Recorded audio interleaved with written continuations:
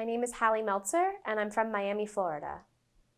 My main project was a National Science Foundation funded project with other universities that took place in Baltimore, Maryland, and was primarily concerned with what are the choices that homeowners are making with regards to their lawn care and what is driving those choices.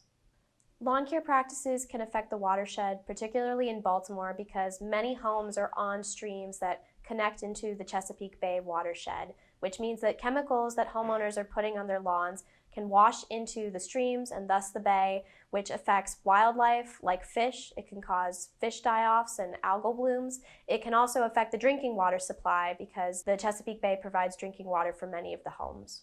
I found that certain communities in Baltimore valued environmentally friendly practices more than others, partially just because they were more aware of it. It was something that their neighbors were doing, and so they saw it all around them and they were encouraged to do it too. Like pollinator gardens, for example, are a great way to increase biodiversity and attract wildlife, which has all sorts of ecosystem benefits. The goal of my research was to understand the relationships that were occurring at the neighborhood level. So I spoke with individuals that we called key informants who were involved in homeowners associations, neighborhood associations, and other community social groups to get an understanding of what was occurring at the neighborhood level.